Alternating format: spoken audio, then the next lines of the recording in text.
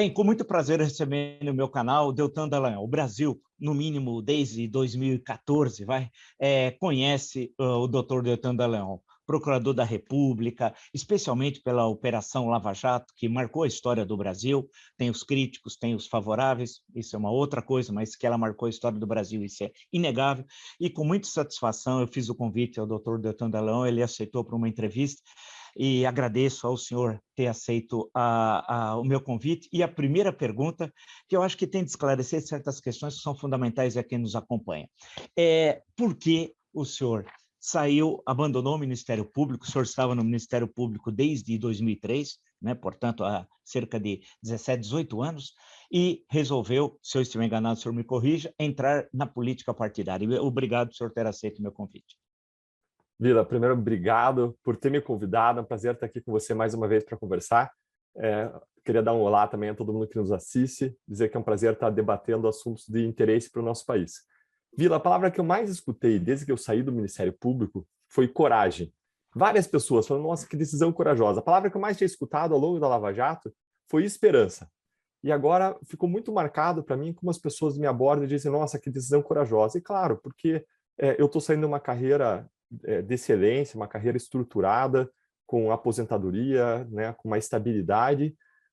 E a razão pela qual eu fiz isso, Vila, foi porque quando eu penso em termos de propósito de vida, a partir da minha cosmovisão de serviço às pessoas, de amor ao próximo, e eu entendo que eu posso ter uma contribuição maior em serviço às pessoas nessa área pela qual eu tenho lutado há tanto tempo, nessa causa pela qual eu tenho lutado há tanto tempo, que é o combate à corrupção, eu acredito que eu consigo realinhar melhor os meus meios, aquilo que eu posso fazer em prol dessa causa, por meio da minha saída do Ministério Público, em razão de tudo que a gente viu ao longo dos últimos meses, dos últimos anos, desde 2019, a gente tem visto que grande parte do trabalho que a gente fez na área contra a corrupção vem sendo minado, vem sendo destruído, repetindo aquilo que aconteceu na Operação Mãos Limpas em Itália. E pior ainda do que isso, eu tenho visto os instrumentos, as instituições sendo minadas e impedindo que esse trabalho venha a se repetir no futuro. E se isso tudo está acontecendo na arena política, Vila, a questão que se coloca para mim é, ou eu vou ficar de braços cruzados reclamando para o resto da vida, ou eu vou tentar fazer algo melhor, algo diferente, vou tentar ir além, tentar fazer mais, e vou considerar, né, e sair para fazer essa consideração, qual que é a melhor estratégia, considerar outros meios, outros caminhos para enfrentar esse problema e para mudar essa realidade. Doutor Deltan, alguns consideram, alguns críticos da Lava Jato, que a Operação Lava Jato acabou conduzindo a uma satanização da política e fez com que, inclusive, emergisse no processo eleitoral de 2018 um extremismo como nunca tinha aparecido, ao menos desde 1989. Eu pergunto ao senhor, realmente ocorreu uma satanização da política? Que considerações o senhor tem sobre essa espécie de assertiva que é repetida sistematicamente? Isso é um equívoco, Vila, dizer que a Lava Jato satanizou a política. Se outros satanizaram a política na esteira da Lava Jato, não está no nosso controle. Agora, a Lava Jato ela jamais satanizou a política. Eu fiz palestras, dei aulas por todo o país, e eu sempre frisei que eu não demonizo a política e que, pelo contrário, a política é o único caminho para a transformação numa democracia. E eu sempre frisei isso colocando duas coisas. Falei, olha, dizer que todo político é corrupto, eu sempre disse isso, desde muito tempo atrás, eu digo que dizer que todo político é corrupto é injusto e é burro. Isso é injusto porque existem muitas pessoas íntegras e dedicadas à mudança na política, e é burro porque isso desestimula o ingresso de pessoas que querem transformar esse ambiente na própria política. A gente acaba desincentivando. Se a gente quer mudar essa realidade, essa generalização ela é muito ruim, Vila. Então, a Lava Jato ela jamais satanizou a política. Não, ela revelou que é verdade, ela fez um diagnóstico, ela revelou que existe, sim, um estado de corrupção sistêmica bastante espalhado no sistema político. O que a Lava Jato revelou é que os níveis de corrupção no Brasil eles são maiores, mais intensos no ambiente político, nessa micro-sociedade política, nessa microcultura política, ou nesse sistema específico do que na sociedade em geral. Ou seja, os índices de corrupção, segundo estudos sugerem, são maiores no ambiente político do que no ambiente da sociedade em geral. E isso é refletido até pelo índice aí de pessoas investigadas, processadas por corrupção, é refletido em estudos como o Barômetro da Corrupção, da Transparência Internacional. E Então, a gente sempre buscou frisar que existe, sim, um problema entranhado na política, um problema em que a corrupção se retroalimenta, em que os políticos corruptos não são afastados da vida pública, em que propinas são reinvestidas nas campanhas e isso alavanca a permanência e a ampliação do poder dos políticos corruptos, mas a gente sempre foi claro em dizer que esse não é um problema da política, esse é um problema de um sistema que estimula a corrupção e que fez com que ela tivesse muito espalhada no nosso sistema específico, e é uma realidade que a gente precisa mudar, porque o único caminho, de novo, é por meio da democracia e é por meio da política. Alguns, doutor Deltan, que analisam a história política brasileira, afirmam que a palavra de ordem de combater a corrupção é sempre um instrumento de aventureiros políticos que acabam logo fracassando. Por exemplo, em 1960, Jânio Quadros e a Vassourinha. Muitos anos depois, 1989, na eleição presidencial, Fernando Collor, que termina no impeachment. Jânio Quadros renunciou à presidência 7 meses depois. E mais recentemente, em 2018, Jair Bolsonaro e também, aí já nem precisa aprofundar muito, quem nos acompanha, vários casos de corrupção que envolvem a família.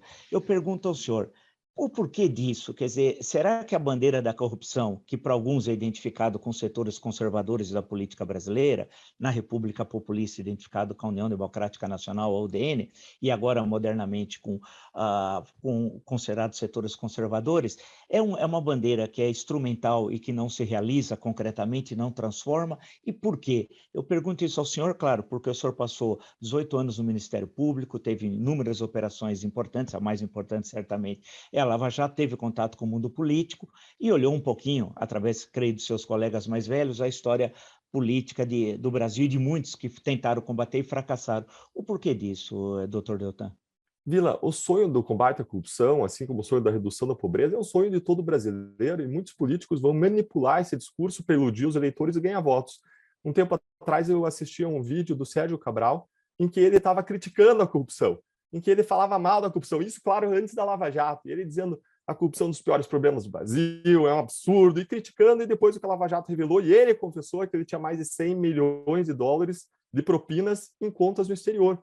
Então, o que a gente tem que ter cuidado é quem usa esse discurso da boca para fora e quem usa esse discurso porque realmente tem o mesmo sonho do brasileiro de ter um país menos corrupto, com menos impunidade e um país melhor. E como que você diferencia o joio do trigo? Você tem que diferenciar pelas atitudes, pelas medidas, pelas ações concretas, muito mais do que palavras. Eu li um texto do historiador José Murilo de Carvalho, em que ele fazia exatamente a análise que você fez, Vila, em que ele colocava que a corrupção, esse discurso contra a corrupção foi usado ao longo da história, foi usado lá no final do Império, para criticar o Império e virar a República, foi usado na Revolução de 1930, da década de 30, foi usado mais tarde no governo de Getúlio Vargas, no pré-suicídio dele, e depois, como você bem retratou ali, Jânio Quadros usou, e Jânio Quadros tem uma história até retratada na imprensa de que, mais tarde, quando ele morreu na década de 90, salvo engano, a conta do hospital teria sido paga por uma empreiteira que teria sido contratada na gestão dele do município do estado de São Paulo, e depois teve Collor na década de 90, então a gente vê realmente muita gente usando esse discurso da boca para fora. Agora, como que você separa o joio do trigo? Como que você não é manipulado? Como que o eleitor não é manipulado? Você tem que ver quais são as atitudes, as medidas concretas. Se uma pessoa é contra a corrupção no Brasil hoje, ela vai defender a aprovação da PEC da prisão em segunda instância, ela vai defender o fim do foro privilegiado, ela vai defender a aprovação de mudanças anticorrupção mais profundas, como aquelas que estão naquelas 70 propostas contra a corrupção da Transparência Internacional, que tem várias referências internacionais. Se a pessoa é contra a corrupção, ela não vai ter votado, Vila, na destruição da lei de improbidade administrativa. Até você pode ir contra um apagão das canetas e fazer algumas mudanças, mas essa mudança que foi feita na lei de improbidade, ela impede que políticos sejam responsabilizados por improbidade por desvio de dinheiro dos fundos partidários, do fundo eleitoral. Ela derrubou as ações da Lava Jato, que buscam recuperar dezenas e dezenas de bilhões de reais. O que se fez não foi aperfeiçoar a lei de improbidade, foi se derrubar a lei de improbidade. Se o cara é realmente contra a corrupção, ele não vai ser a favor da aprovação de uma PEC 5 que coloca uma imensa ingerência política no órgão de controle do Ministério Público e vai amarrar promotores, vai permitir a retaliação contra promotores e procuradores que investigam a corrupção. Então, existem vários modos pelos quais a gente pode se acautelar, a gente pode ver quem realmente é contra a corrupção e quem usa esse discurso da boca para fora para manipular o eleitor e depois não cumpre suas promessas. Deixa eu colocar algumas questões espinhosas, vamos chamar assim, doutor Deltan. Claro. Alguns falam o seguinte: o Deltan Dallagnol resolveu sair do Ministério Público, pedir demissão do Ministério Público com receio das punições que poderiam ocorrer através do Conselho Nacional do Ministério Público. Eu vou colocar algumas. Essa é a primeira. Como é que o senhor responde a essa questão? Eu adoro que me tragam essas questões para eu trazer informações para as pessoas formarem a sua visão de mundo. Esse fato ele não corresponde à realidade, não tem o menor embasamento. Por quê? Porque quando eu saí do Ministério Público, eu não respondia a qualquer processo administrativo disciplinar, nem a um processo administrativo disciplinar. Como que funcionam os processos administrativos disciplinares para quem nos acompanha entender? Quem não gosta da atuação de um promotor, de um procurador, pode oferecer uma representação, uma reclamação para as corregedorias. E hoje existe a Corregedoria do Ministério Público Federal e a Corregedoria do Conselho Nacional do Ministério Público. E essas corregedorias vão fazer um exame de viabilidade, vão ver, existem evidências, existem provas que embasam isso, existe viabilidade para a gente investigar isso, e quando existe, eles vão instaurar um processo administrativo disciplinar, quando existe fundamento suficiente, provas indicando que se foi cometido algo errado, eles instauram um processo administrativo disciplinar. Quantos processos administrativos disciplinares eu tive na minha história? Tive 2 processos que acabaram em punição por ter criticado o Supremo Tribunal Federal e criticado o senador Renan Calheiros. Não tive nenhum outro, há muito tempo não tinha qualquer processo administrativo disciplinar, então não estava nada em perspectiva, não tinha qualquer risco no horizonte, nem distante, Vila, de acontecer em relação a isso. Agora, queria só voltar nesses 2 casos que eu fui punido. Para você ter ideia da razão pela qual eu fui punido ao criticar o Supremo, não foi qualquer crítica ofensiva, eu jamais ultrapassaria a linha de uma crítica saudável, de uma crítica construtiva, não por eu ser procurador, Vila, mas pela minha cosmovisão de mundo cristão, eu não ultrapassaria essa linha. O que eu fiz naquele momento, eu disse o seguinte, que decisões do Supremo Tribunal Federal mandam uma mensagem de leniência em relação à corrupção, e eu não estou imputando uma fé a ninguém, eu fiz essa ressalva expressa, não estou imputando uma fé a ninguém, e sim fazendo uma análise objetiva dos efeitos dessas decisões sobre as investigações e processos. Isso foi o que eu falei, e isso gerou a minha punição. Eu fui punido no Conselho Nacional por ter criticado o Supremo Tribunal Federal. Então veja que não só a gente não estava mais conseguindo dentro do Ministério Público fazer um trabalho contra a corrupção consistente, não só o nosso trabalho já feito também estava sendo minado, mas a gente não conseguia nem fazer uma crítica pública construtiva, incisiva, dura, como precisa ser feita, mas jamais desrespeitosa, da atuação dos poderes em relação ao combate à corrupção, porque essa pauta é uma pauta importantíssima para o país e estava sendo minada. E se eu não consigo mais fazer o meu trabalho, buscar o meu sonho, caminhar nessa direção onde eu estou, eu tive que avaliar outros caminhos para buscar essa mesma finalidade. E a minha primeira decisão, depois de eu sair do Ministério Público, foi me tornar professor justamente nessa área. E eu lancei um curso, Entenda a Corrupção, um curso de combate à corrupção, para que todo cidadão possa se engajar. Se o nosso telespectador tiver interesse, pode entrar lá na minha página e dar uma olhada, se informar melhor. A minha página lá é deltandalagnol.com.br/curso. A pessoa vai ver uma série de aulas, né, em que a pessoa vai ter acesso estruturadas, sistematizadas, no ambiente de sala de aula, com materiais de apoio e por aí vai. Deixa eu lhe perguntar uma coisa, doutor Deltan. Vamos entrar na questão da Vaza Jato, como ficou conhecido, que foram aquelas mensagens do Telegram, salvo engano, se eu estiver errado, o senhor me corrija, foram inúmeras, um número fabuloso, tal, parte delas foram divulgadas, outras não foram ainda, não sei se serão no processo eleitoral do ano que vem, é uma possibilidade, né? Não sei. E o instrumento desse vazamento teria sido através do senhor, né? Do acesso ao Telegram. Como é que o senhor vê aquilo, aquelas mensagens? Elas são mensagens indevidas ou são indevidas, mas foram obtidas de forma ilegal? Um outro ponto também sobre elas. Recentemente, salvo engano, se eu estiver errado, o ministro Ricardo Lewandowski, questão de umas semanas atrás, fez referência a elas num voto, né? Dando a entender, não sei também se eu estou certo ou errado, que poderia até elas serem, no sentido vulgar, legalizadas, né, para efeito processual. Então eu pergunto para o senhor, como é que o senhor recebeu todas, desde o início, lá atrás, quando houve essa revelação, e os desdobramentos mais contemporâneos? E essas supostas mensagens obtidas por hackers e jamais autenticadas, jamais tiveram sua autenticidade confirmada, essas mensagens elas foram usadas de modo deturpado para atacar a operação e miná-la.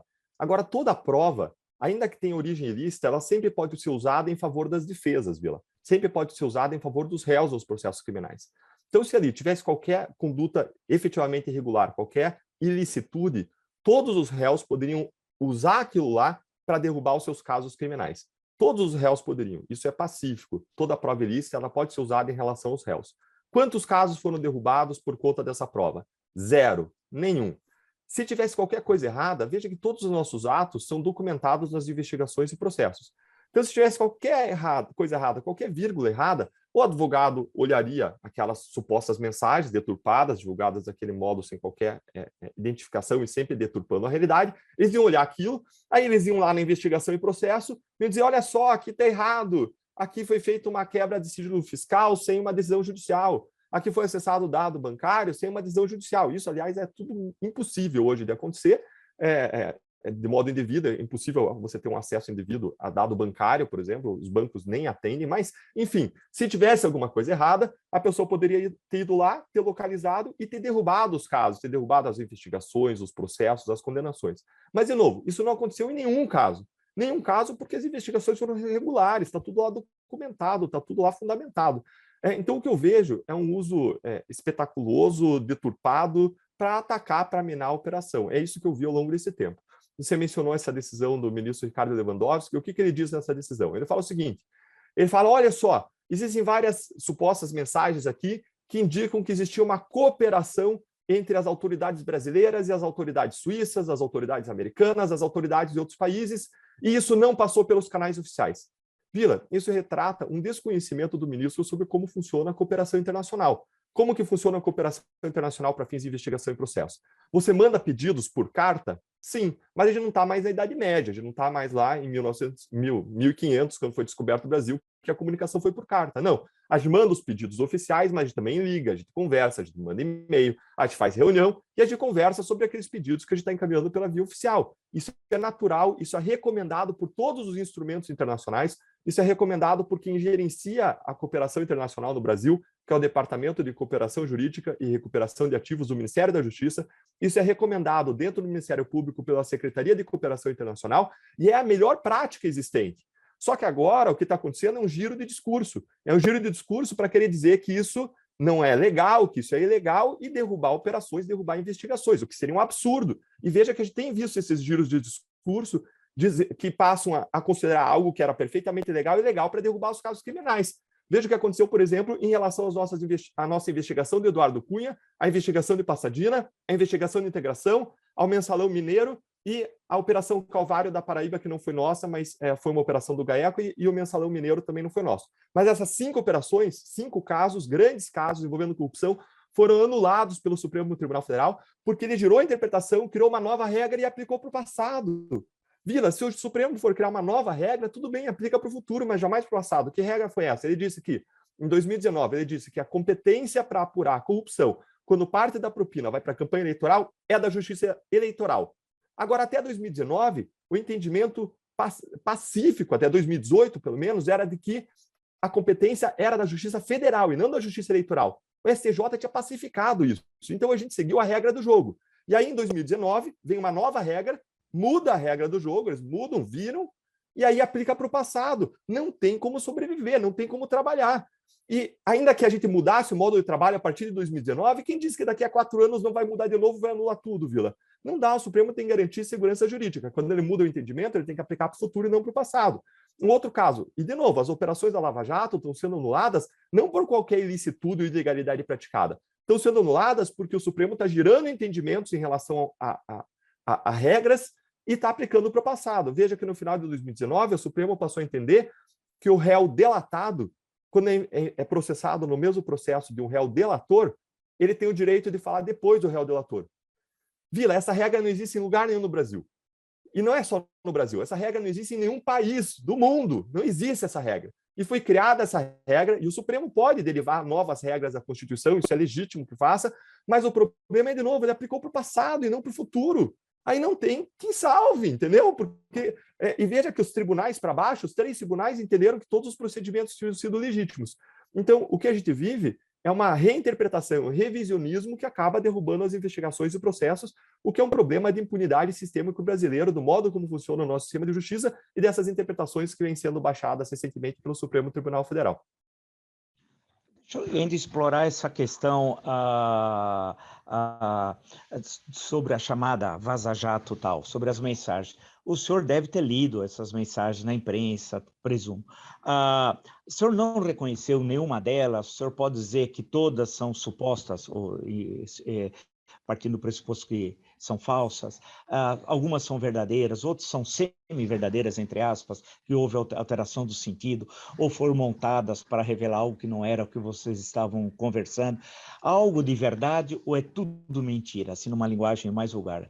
Dr. Deltan. Vila, vários dos assuntos que apareceram ali, a gente recorda de ter conversado sobre os assuntos, agora as divulgações foram feitas de modo absolutamente deturpado. Eu vou dar um exemplo para você entender melhor, tá? Teve algumas divulgações, por exemplo, feitas sobre informações obtidas de sigilo fiscal, tá?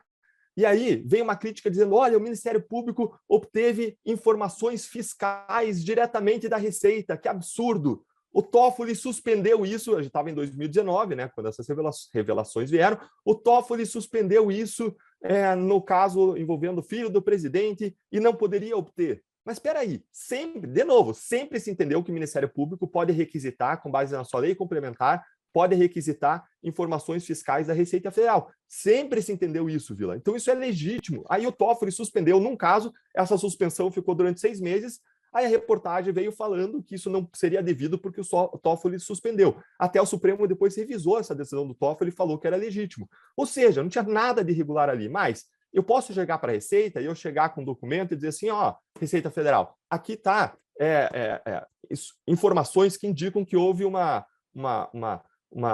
irregularidade fiscal, uma corrupção numa empresa envolvendo um contrato público. Você checa para mim, checa e vê se tem alguma coisa errada.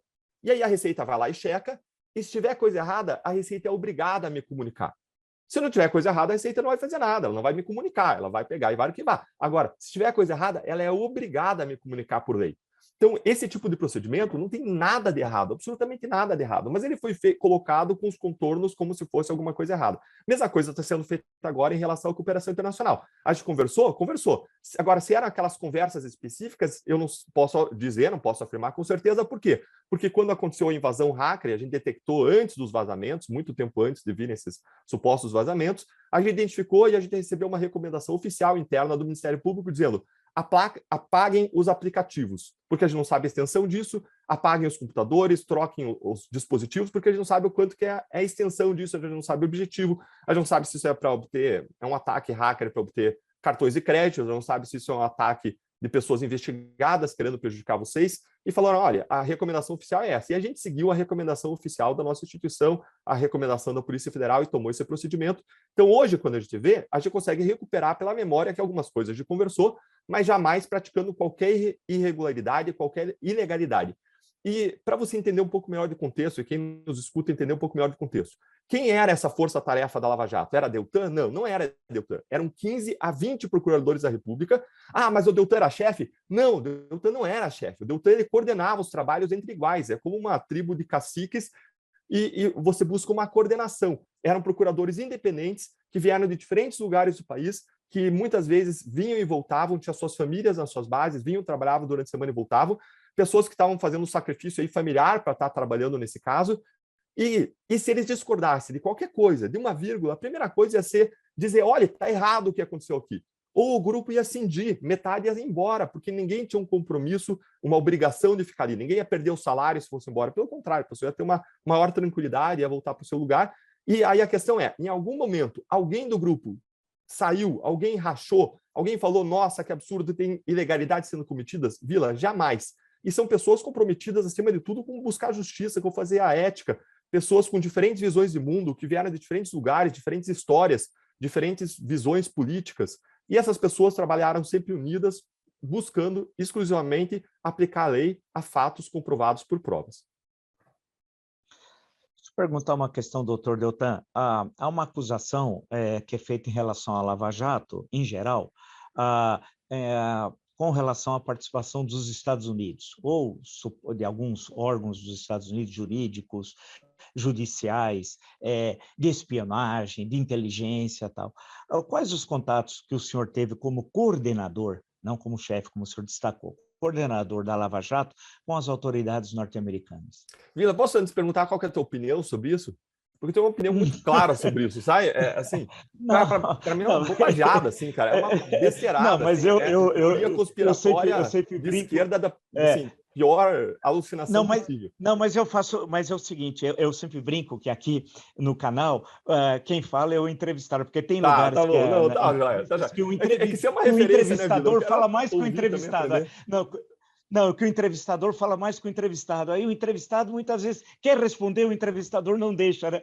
Então, eu acho que é legal, inclusive para quem nos acompanha, eu coloco todas as questões que estão presentes aí, o entrevistador tem plena liberdade, o entrevistado, melhor dizendo, de responder. Essa é uma questão que se fala todo. Eu li a questão hoje mesmo, muito cedo, com a acordo cedo, estava dando uma olhada tal. Voltou essa questão que eu vi, mas aí era em referência ao ex-juiz Sérgio Moro, né, que julgou na 13ª Vara Federal, só para lembrar a quem nos acompanha, os processos da Lava Jato, né?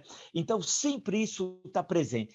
No caso do senhor, os contatos com as autoridades norte-americanas, as mais amplas possíveis, que eu não sei quais foram, envolveu que tipo, porque para explicar ao público, que tipo de contato há entre as autoridades brasileiras e norte-americanas no caso da Lava Jato?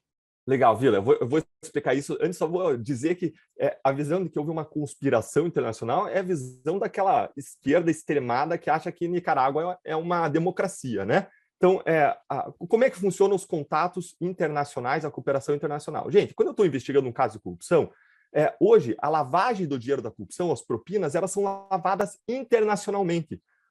Em grande medida, o dinheiro da propina não é mais pago aqui no Brasil, não é depositado numa conta bancária. Claro que uma parte circula em espécie, tá? No Brasil, mas grande parte é pago no exterior. Veja que Paulo Roberto Costa foi encontrado com uma conta no exterior com mais de 23 milhões de dólares.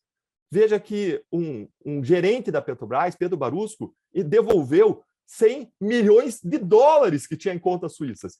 E como é que esse dinheiro vai para lá? Gente, esse dinheiro circulou por Mônaco, circulou pela Suíça, circulou pelos Estados Unidos. Esse dinheiro circula. E quando eu preciso comprovar que alguém praticou corrupção, eu preciso colher essas provas. Eu preciso pedir para os outros países cooperação. Eu preciso que esses outros países me mandem os extratos da conta corrente, os documentos de entrada e saída, porque aí eu consigo provar que a empresa Odebrecht, por meio das suas offshores, por meio de contas mantidas em paraísos financeiros, como Suíça, como Mônaco, e que estão em nome de empresas offshore, estão em nome de laranjas, mas você olha lá a conta e o proprietário beneficiário, o real dono da conta, é a Odebrecht, ela botou em nome de uma empresa sediada no paraíso fiscal, mas consta lá os donos da Odebrecht, os executivos da Odebrecht, como as pessoas responsáveis pela movimentação da conta, e eu pego esses extratos, pego essa documentação da conta, por exemplo, de Mônaco, e peço para a Suíça dizer assim, Suíça, onde é que entrou esse dinheiro? Aí a Suíça me manda a conta, e eu vejo que a conta está em nome de uma outra empresa sediada num paraíso fiscal, como o Panamá, e quem é o real movimentador da conta, que a gente chama o proprietário beneficiário, o controlador da conta, era Paulo Roberto Costa, era Renato Duque, era Pedro Barusco. E aí eu vejo o dinheiro saindo da conta do Odebrecht, milhões, e entrando na conta dessas pessoas. E aí eu digo, pego essas provas, vou para a justiça e digo, justiça, eu tenho aqui provas mostrando, comprovando que houve um pagamento de propina da empresa Odebrecht para Pedro Barusco, da Odebrecht para Renato Duque, da Odebrecht para Paulo Roberto Costa, da Odebrecht para Nestor Cerveró e quem for mais. Então, para Eduardo Cunha, né, a gente faz o rastreamento, pega os documentos das contas, e para isso é essencial a cooperação internacional. Sem isso, a gente não faz o trabalho. Então, essa cooperação ela é boa, ela é legítima, ela é recomendável. E a gente fez mais cooperação do que em toda a história por conta disso, porque foi um caso muito grande que envolveu muito dinheiro lavado transnacionalmente. Veja que o caso que mais teve cooperação antes da Lava Jato foi o caso Banestado, em que eu trabalhei também, Vila, e em que eu aprendi muito sobre esse assunto. E, no caso Banestado, a gente fez cerca de 184 pedidos de cooperação feitos, basicamente, para os Estados Unidos. Na Lava Jato, a gente já tem mais de 700 pedidos de cooperação feitos ou recebidos em relação a mais de 60 países do mundo. Por quê? De novo, porque o dinheiro circulou internacionalmente. Para a gente oferecer a denúncia em relação à Passadina, a gente precisou de cooperação de 5 países. O dinheiro circulou em 5 países. É uma investigação complexa, difícil, que precisa da cooperação internacional. Então, esse foi o primeiro tipo de cooperação internacional que existiu. O segundo tipo de cooperação internacional que existiu foi a cooperação para fazer acordos com as empresas. Veja que o dinheiro do Odebrecht foi usado para pagar propina não só no Brasil, mas em 12 países. 12 países, Brasil e América Latina. E, além de ter sido usado para pagar propina em 12 países, ele foi lavado em outros 10 países. Então, veja que para eu montar o quebra-cabeça da corrupção de uma empresa, uma empreiteira, eu preciso de cooperação com 22 países, porque ela pagou em 12 e ela lavou em outros 10. Então, eu preciso da cooperação, eu preciso da ajuda, do auxílio de 12 países diferentes. E aí eu vou pedir esse auxílio. E aí, quando essa empresa decide colaborar com a justiça, ela está enrolada não só no Brasil, ela está enrolada com os Estados Unidos, porque ela tem investigação contra ela nos Estados Unidos. Ela está enrolada com a Suíça, porque ela lavou muito dinheiro na Suíça e ela tem investigação contra ela na Suíça. E quando ela vai resolver essa situação, ela não vai fazer um acordo no Brasil para ela ser punida nos Estados Unidos, para ser punida na Suíça com base no acordo que ela fez no Brasil, no reconhecimento dos crimes. Não, ela vai tentar resolver o seu problema nos 3 países. E assim foi feito. E quando ela faz o acordo, a gente negocia os acordos em paralelo. Então, o Brasil senta e negocia com o Odebrecht, Suíça senta e negocia com o Odebrecht, Estados Unidos senta e negocia com o Odebrecht. E, em geral, quando os Estados Unidos está na mesa, eles fazem uma negociação muito forte, eles têm chamam de big stick, um grande porrete, então as empresas tendem a pagar grande parte do valor lá. E como que foi na Lava Jato? Na Lava Jato foi o inverso, a gente conseguiu 80% do valor para o Brasil, 10% para a Suíça, 10% para os Estados Unidos, e a gente conseguiu 80% do valor aqui, por meio de um trabalho muito consistente em relação à empresa, mas, de novo, os acordos foram independentes, os Estados Unidos fez o seu, a Suíça fez o seu, e a gente fez o nosso com a Odebrecht, e a gente conseguiu um grande valor, por quê? Porque as investigações foram sérias, consistentes, os fatos eram graves, a gente conseguiu muita prova e conseguiu colocar a empresa numa situação em que ela se viu com a necessidade de colaborar e entregar as provas dos crimes que ela praticou, porque as evidências eram muito fortes contra ela. Deixa eu colocar uma outra questão espinhosa. Nós estamos nos espinhos, mas vamos lá. É necessário. Vila, essas questões são excelentes, elas me ajudam a trazer informações para a pessoa formar o convencimento sobre, às vezes, alguma coisa que ela tinha uma dúvida, entende? Então, quando a pessoa passa a entender, não, peraí, se o cara precisava da prova que estava nos Estados Unidos, da Suíça e Mônaco, o cara precisa cooperar, precisa falar. E aí, Vila, se eu fizer mandar cartinha só, via canal oficial, eu vou receber isso depois de 1 ano, 2 anos, vai entrar na fila de prioridades daquele país, vai entrar na fila. Agora, se eu mando, e eu ligo, e eu falo com o procurador, eu digo, pelo amor de Deus, isso é importante, é um escândalo de corrupção no Brasil, isso aqui envolve muito dinheiro, é a sociedade sofrendo, é a pessoa que não tem hospital, não tem tratamento de saúde, não tem escola, não tem segurança. A gente precisa, porque aqui, assim, foi muito grande, foi muito absurdo, pelo amor de Deus, coloca isso como prioridade para vocês. E a gente conseguiu que colocasse como prioridade. Na Suíça, por exemplo, eles montaram uma força-tarefa para nos atender. Nunca tinha acontecido uma coisa assim, montaram uma força-tarefa para nos atender, encaminhando documentos, informações. Então, a gente teve um contato próximo com essas autoridades para servir melhor a sociedade. É o que um advogado faria. É um advogado faria se ele tivesse que recuperar valores, se ele tivesse que processar alguém. Ele conversa com uma autoridade, conversa com outra, ele vai atrás. E a gente fez isso. A gente não ficou naquele trabalho burocrático de gabinete, de batedor de carimbo. A Lava Jato foi inovadora, a gente deu o nosso melhor, a gente inovou com colaborações premiadas, com acordos de leniência, com uma nova estratégia de comunicação, tudo para servir melhor à sociedade, com mecanismos novos, usando sempre dentro da lei, dentro das regras, mas fazendo o nosso melhor para conseguir os melhores resultados.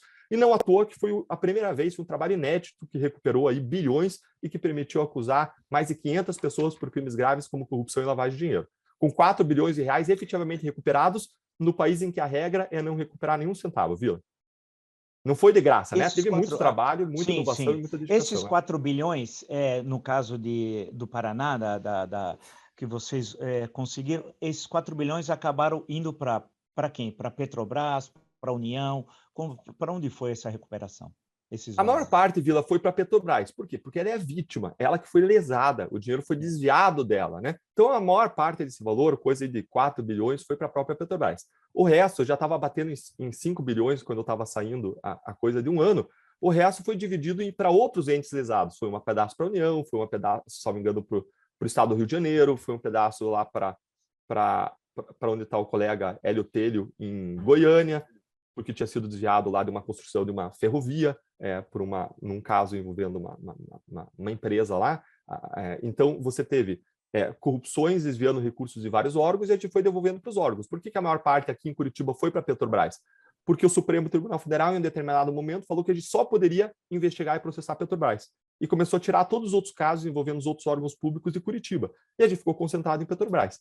Se a gente tivesse podido investigar outros órgãos públicos, como o ministro Barroso falou, Vila, onde você destampa no Brasil, tem corrupção. Onde a gente destampava, a gente estava encontrando corrupção. E a mesma empresa que pagava a propina na Petrobras, pagava nos vários outros órgãos públicos, federais, estaduais, falaram, olha, é a regra. Político que fez colaboração na Lava Jato disse, olha, a regra é pagar propina. Na área federal é até menos, é 5%. Na área estadual chega a 10%, na área municipal a 30%. Eu assisti um vídeo essa semana do ex-governador Sérgio Cabral, e ele falando assim, olha, na minha gestão, a gente desviava da saúde, a gente recebia propina de 5%, dizendo lá Cabral, né? 5% era pago de propina para mim lá e para o secretário de saúde, segundo o Sérgio Cabral falava. E agora, antes, nas gestões anteriores, dizia ele que era 10%, 30%, 20%, 30%. E ele até complementou, olha, não quero parecer de bonzinho aqui, mas é que antes era prática estabelecida, o negócio ia 30%, ele querendo dizer, né, que ele fazia menos. E aí alguém até pergunta assim, olha, mas você sabia que isso prejudica, né? Você tinha consciência de que isso prejudicava, ou melhor, isso prejudicava o serviço de saúde, o atendimento à sociedade? E aí ele responde, olha, a gente atendeu muita gente na área de saúde. Claro, é o papel do governo, é o papel do Estado. E aí ele complementa, mas eu sabia, claro, que esse dinheiro, se não tivesse sido desviado, ia atender mais, né? Ia ter, em outras palavras, ia ter mais pessoas tendo cirurgias, tendo tratamentos médicos, tendo remédios, né? Esse dinheiro desviado, ele sabia e tinha plena consciência que impactava o atendimento à sociedade do Rio de Janeiro de modo geral. Então, e agora eu me perdi. Não, mas aí eu aproveito, deixa eu só lhe perguntar uma coisa, também dessas questões aí chamadas espinhosas, porque depois eu queria discutir umas questões políticas. A questão do que o TCU, o Tribunal de Contas da União, chama de diárias milionárias da Lava Jato e tal, essa expressão do TCU, e que os procuradores teriam de devolver essas diárias ou supostas diárias milionárias. Eu pergunto e justamente isso, doutor Deltan, que diárias são essas? Teve diárias milionárias mesmo? E em que pé está isso? Mira, essa questão é outra que gerou uma polêmica recente, mas muito simples de ser explicada. Quando os procuradores vinham para Curitiba, para trabalhar em Curitiba, eles precisavam receber pagamentos para pagar as despesas dele, deslocamento de avião, para ele pagar transporte, pagar hospedagem, porque eles não moravam em Curitiba, eles eram trazidos de outros lugares de Curitiba, vinham do Brasil inteiro. A gente formou uma equipe que tinha especialidade em lavagem de dinheiro, em crime contra o sistema financeiro, em colaboração premiada, em cooperação internacional, porque sem uma equipe dessa, a gente jamais ia conseguir recuperar os 4 bilhões, os 15 bilhões que já existem em acordo de recuperação na Lava Jato. A gente precisava de uma equipe que conhecesse o assunto profundamente. Então, a gente trouxe os especialistas do país para trabalhar em Curitiba. E quando você traz, a lei determina que você cubra os custos dele, você pague diárias para cobrir os custos. E essas pessoas, elas ficavam mais de 20 dias em geral por mês em Curitiba. Agora, como esse valor seria muito alto, essas pessoas voluntariamente concordaram em receber 8 diárias por mês. O valor das diárias foi reduzido para 8 por mês, em vez de mais de 20 a que essas pessoas teriam direito. E como eu estava em Curitiba, eu jamais recebi essas diárias. Como eu não faço parte da administração do Ministério Público, eu jamais pedi, jamais autorizei, eu nunca interferi nisso. Mas eram pagamentos legais. E quem reconheceu isso não sou eu. Quem reconheceu isso foi o procurador-chefe do Paraná, que autorizou, que pediu as diárias no começo. Foram 3 procuradores-gerais da República que se sucederam. Foram os secretários-gerais do Ministério Público que se sucederam e que também autorizaram o pagamento dessas diárias. Foi a auditoria interna do Ministério Público que autorizou esse pagamento dessas diárias, que entendeu, regulares, que era para cobrir as despesas, deslocamento, de novo, hotel, hospedagem, transporte, por aí vai, de gente que não morava em Curitiba, vinha e voltava. E quem disse isso também foi a área técnica do Tribunal de Contas da União, 2 vezes, Vila. A área técnica, 2 vezes. Quem que está dizendo em contrário? Quem está dizendo é um ministro específico do Tribunal de Contas que pediu para instaurar um procedimento para verificar, e ele discordou dizendo o quê? Ele disse o seguinte, olha, em vez de você deslocar essas pessoas que vinham e voltavam, era muito mais barato, segundo ele, você simplesmente remover essas pessoas para Curitiba. Ainda assim, você teria um custo, você teria que pagar ajuda de custo para essas pessoas, de, sei lá, 30, 60 mil reais ou mais, tá? Você ainda assim teria que pagar um valor, mas ele diz, olha, a medida mais econômica era deslocar essas pessoas para Curitiba. Agora, essa solução era possível no Ministério Público? A resposta é não, não era possível. Por que não? Porque toda a remoção dentro do Ministério Público, ela segue uma ordem de antiguidade. Então, eu não poderia trazer um procurador que é experiente em lavagem de dinheiro, em crime contra o sistema financeiro, porque eu teria que pegar o mais antigo. Aí você traz o mais antigo para cá, que é o único que poderia vir, você não poderia preterir o mais antigo, não poderia preterir a ordem de antiguidade, você teria que trazer o mais antigo, que eu não sei quem é, que eu não sei qual é a experiência dele. Muitas vezes o cara pode nem ter atuado na área anticorrupção, de lavar dinheiro, ele pode ter atuado só na área, por exemplo, ambiental, ou só no direito do consumidor. Eu não conseguiria formar uma equipe, como a gente formou, que permitiu a recuperação de bilhões. E, de novo, o que a gente fez foi apontar para a Procuradoria-Geral, olha, essas são os especialistas, e aí eles encontraram o único meio que existia para trazer essas pessoas. Por remoção, que é o método que pensou esse ministro que pediu a instauração do procedimento para fazer as checagens, a gente não conseguiria trazer essas pessoas, ou seja, não existia outra solução. E, mais uma vez, foram pagas essas pessoas voluntariamente, aceitaram receber 8 em vez de mais de 20 diárias por mês, que elas teriam direito pela lei, a lei determina o pagamento, e eu jamais autorizei, recebi essas diárias, jamais pedi, porque eu estava lotado em Curitiba e eu não atuo na área administrativa, eu sempre atuei nas investigações e processos. E por isso eu me surpreendi quando o ministro, depois de fazer o despacho, dizendo que ele entendia que a remoção era mais econômica, e depois ele fazia o despacho e fez, e se averigue, se analise qual que é a participação eventual do Deltan nesse processo, que não existe simplesmente, mas ele colocou lá, mencionou meu nome ao final para fazer uma averiguação, e a averiguação já adianta o resultado. Eu nunca atuei na área administrativa, a gente separa no Ministério Público atividade fim, que é a atuação nas investigações e processos, que é o que eu fazia na Lava Jato, e o que a gente chama de atividade meio, que é o cara fazer licitações, é o cara autorizar pagamentos, comprar papel higiênico, comprar papel, impressora, computador e por aí vai, que é uma atividade administrativa, e quem é responsável por isso no Paraná é o procurador-chefe e no Brasil é o procurador-geral da República. Ou seja, as diárias foram legais, regulares, e eu jamais tive qualquer relação com elas. Eu nem recebi, nem autorizei. Deixa eu lhe perguntar uma outra coisa, doutor Deltan. Com relação aí a Jair Bolsonaro, o senhor está no Ministério Público, estava desde 2003. Provavelmente acompanhava também a política nacional, e acho que não sei se com seus colegas ouviram falar das rachadinhas lá no Rio de Janeiro, que era uma prática dele, e não só dele, de outros políticos também, mas no caso ele era candidato e depois foi eleito presidente da República. E também as considerações do então deputado federal sobre a institucionalidade, sobre a Constituição, os ataques violentos ao próprio Supremo Tribunal Federal, a defesa de tortura, os ataques ao Estado Democrático de Direito, a defesa de uma guerra civil, de fuzilar um presidente, como ele chegou a falar, que na época o presidente era Fernando Henrique Cardoso. Eu pergunto ao senhor, com todo esse passado assim pouco recomendável, muitos dos que estavam vinculados à Operação Lava Jato acabaram votando, e alguns tendo participação depois no governo Bolsonaro, em cargos no Ministério da Justiça. Não é o caso do senhor, tal, evidentemente. Para o senhor, tudo isso que aconteceu agora no governo Jair Bolsonaro foi uma surpresa ou foi uma espécie de continuidade, porque ele tinha já uma vida pregressa pouco republicana? Vila, a Lava Jato, ela jamais apoiou pessoas ou partidos, jamais. Nós jamais fizemos qualquer declaração. Pelo contrário, a gente apoia a causa. A gente sempre apoiou a causa de corrupção e a gente sempre bateu muito forte na importância da defesa da democracia.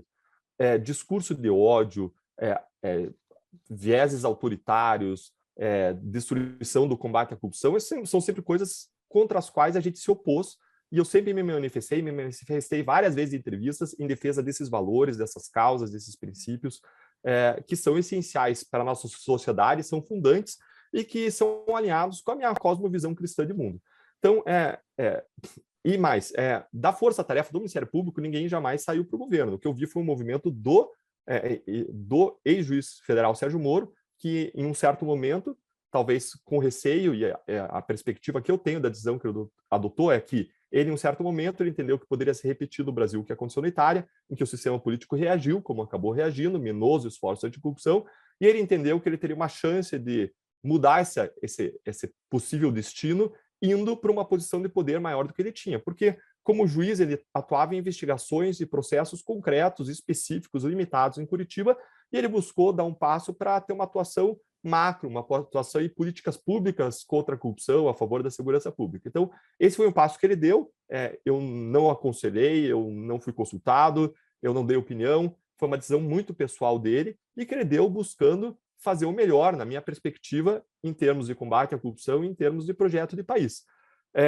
Então, a gente viu esse movimento, eu respeito, não vou nem dizer se eu concordo ou não concordo, mas eu tenho uma leitura de que ele foi imbuído das melhores intenções, eu tenho plena confiança nisso, pela história dele. Eu nunca vi nele qualquer ambição de poder, nunca vi nele qualquer ambição de vaidade pessoal. O que eu vejo nele, assim, é uma pessoa comprometida com o serviço à sociedade, com melhorar o país, com servir mais e melhor as pessoas. É esse o tipo de compromisso que eu tenho visto ao longo da história dele, desde lá atrás, desde muito antes da Lava Jato, viu? Desde 2004, quando eu passei a atuar na Vara, todo mundo sabia que ali era onde os casos andavam, era onde as investigações andavam melhor. Ele era um cara muito dedicado, passava o dia lá trabalhando inteiro, noites, finais de semana. As decisões eram muito técnicas, ele era muito preparado, né, para essa função que exercia, né? Então, sempre valorizou muito a preparação. Então, eu entendo como legítima a decisão que ele tomou. É legítimo você decidir uma mudança profissional, é legítimo você decidir servir melhor o país de outras formas, eu vejo isso como algo plenamente legítimo. Agora, eu discordo, e creio que talvez essa tenha sido uma das razões que levou ele a depois tomar a decisão que ele tomou, discordo de várias posturas que o governo acabou tomando ao longo do tempo, especialmente o abandono da pauta de corrupção, Vila.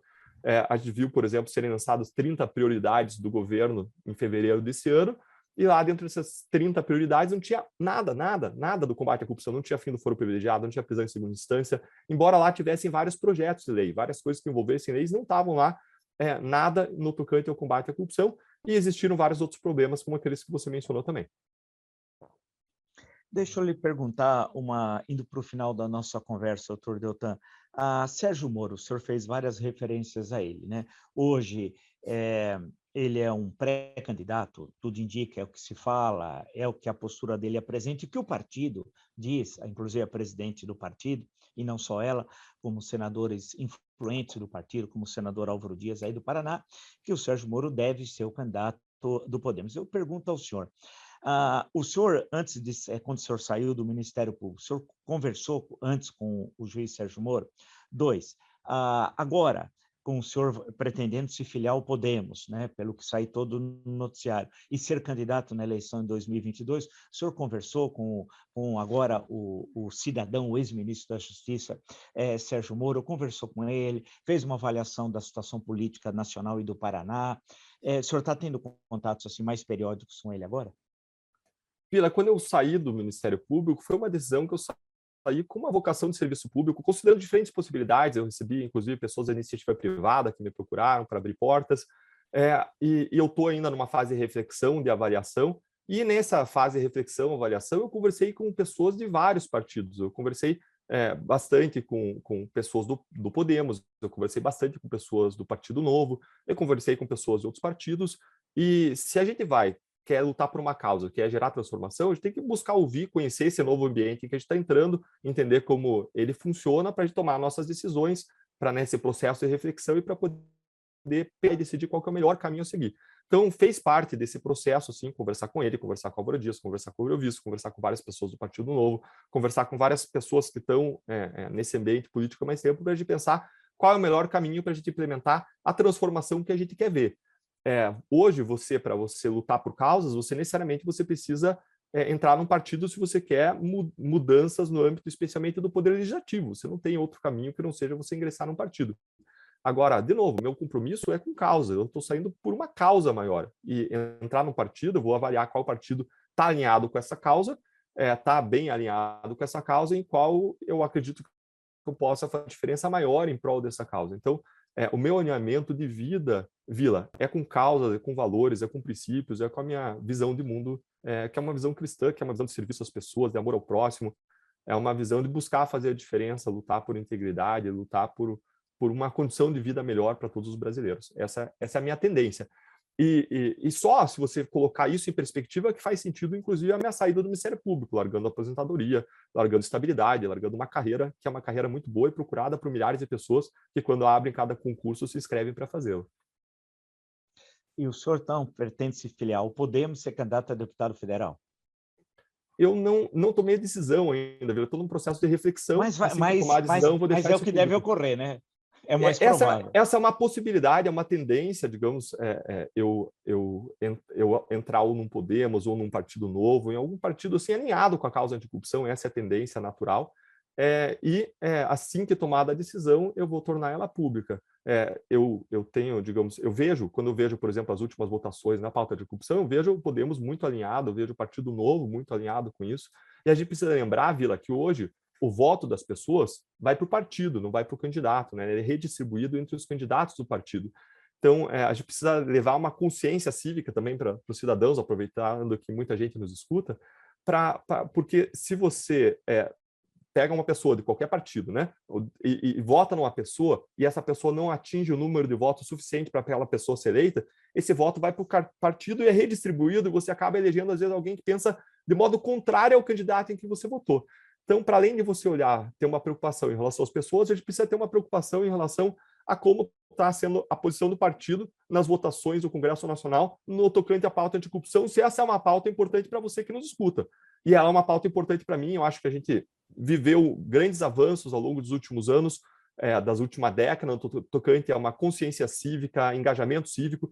Eu vejo discutindo política pessoas que antes eu jamais veria, a impressão que eu tinha que jamais veria discutindo política. Eu até chego a perguntar para algumas pessoas, às vezes eu vejo as pessoas discutindo, digo, vocês tinham esse tipo de conversa 10 anos atrás? As pessoas não, nem pensavam em ter. Então, eu vi um aprofundamento da cidadania, do senso de participação política, eu vejo um senso de patriotismo, eu vejo uma esperança das pessoas, uma transformação por meio de pessoas, de uma renovação, de pessoas comprometidas com mudança, Vila, e é nisso que eu acredito. Se não acreditasse, se não buscasse isso, eu estaria lá no Ministério Público, confortável, né, trabalhando, né, com mais liberdade de tempo, com mais liberdade de horário, mas tomei essa decisão para buscar servir, porque eu acredito que é possível a gente juntos construir uma coisa diferente.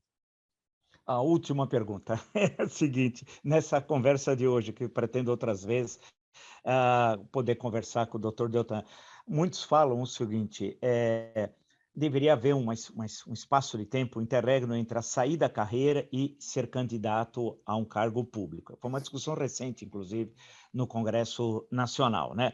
Porque afirmam assim, então pegando um exemplo concreto, o doutor Deltan, ele teve acesso pela função que ele exercia desde 2003, são cerca de 17 anos, né? Que o senhor ficou no Ministério Público, quase 18 anos, ele teve acesso a uma série de informações que, em relação, supostamente, eu estou pegando um exemplo, pode ser o senhor ou outra pessoa, um adversário político. Então, ele vai travar uma disputa política com um adversário político, só que ele tem informações que ele obteve quando ele exercia funções públicas de uma carreira de Estado. Então, ele estaria não numa situação de igualdade com o seu adversário, mas ele usaria dessas informações e, dessa forma, ele estaria, entre aspas, claro, maculando a função que ele exerceu e a atividade política que agora ele estará exercendo depois de eleito e tal. O que o senhor acha disso? Tem de haver uma espécie de essa passagem entre qualquer outra função, não só do Ministério Público, como juiz, como policial, etc., para poder participar de um processo eleitoral? Ou o senhor acha que isso é criar cidadãos de 2 classes, 3 classes, não há igualdade entre todos? Mira, eu já ouvi esse argumento e eu acho que ele não procede. Eu vou explicar por quê. Todas as investigações e processos que a gente atuou, sempre que existiu alguma coisa concreta, eles são públicos, porque você ofereceu uma acusação criminal, você foi para frente com ele, eles são públicos. Então, são informações que não estão disponíveis para a Deltan, estão disponíveis para qualquer pessoa. Só o que não é público é aquilo que for arquivado, que era improcedente, que não tinha um fundamento. E aí isso é inútil. Então, eu não vejo essa potencial de utilização de informações privilegiadas obtidas na profissão, eu não vejo isso concretamente, a possibilidade disso acontecer. Não vejo como nada que eu aprendi de processos individuais, tá, de informações sobre fatos, vai me ajudar numa potencial candidatura ou no que eu vou fazer. Eu vejo, sim, o meu conhecimento sobre a corrupção, sobre como ela funciona, como essencial para eu buscar uma transformação, porque você precisa conhecer bem o problema para você propor soluções e para você planejar soluções para aquele problema. Então, esse tipo de conhecimento é fundamental. Na minha perspectiva, a gente precisa de pessoas indo ao parlamento de modo altamente plural, que represente todo o universo dos brasileiros. E pessoas que são do Ministério Público e do Poder Judiciário são pessoas que têm uma visão de mundo aprofundada, têm um preparo, têm um conhecimento e conhecem uma área, conhecem um sistema de justiça que não funciona.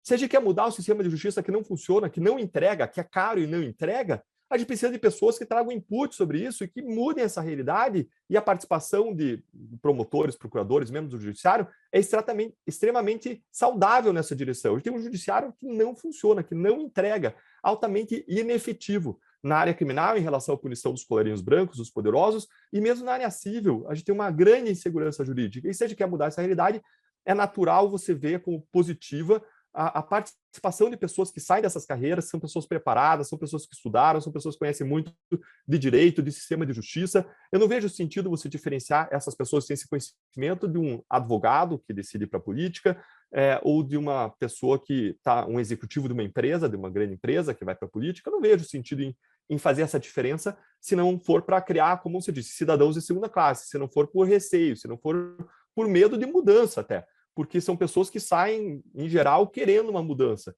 A gente tem um idealismo muito grande que leva as pessoas a buscarem carreiras como Ministério Público, Judiciário, são carreiras que cultuam, ou que incentivam ambientes, microsistemas que incentivam o idealismo, incentivam uma busca de transformação social. Eu entrei no Ministério Público, Vila, lá em 2002, 2003, depois eu leio a lei do Ministério Público e eu vejo que era uma lei que regia uma atuação em favor da sociedade, em amor ao próximo, na área do consumidor, na área do meio ambiente, na área da proteção do patrimônio público, no combate à corrupção e por aí vai.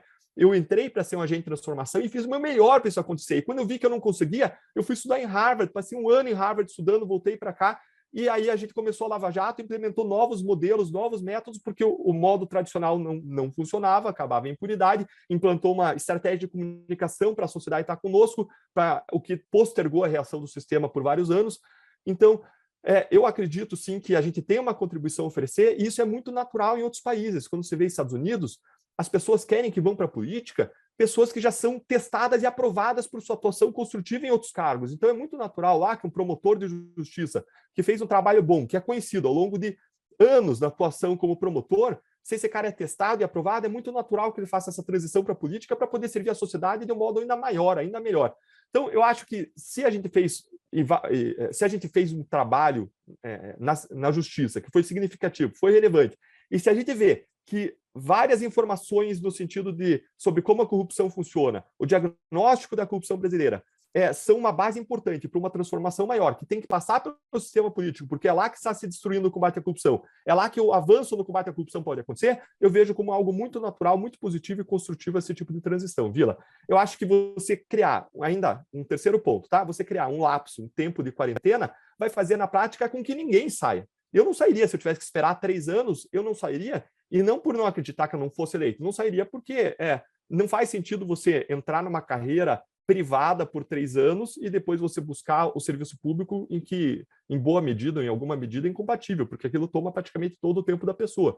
Então, é muito difícil as pessoas fazerem uma transição dessas. E mais, você não vê quase promotores evoluindo. Por quê? Porque você tem uma estabilidade, você tem uma aposentadoria, você tem uma carreira diferente do mundo político em que você tem que a cada 4 anos você se recandidatar para você conseguir de novo a posição pública. Cara, o cara está lá pro resto da vida.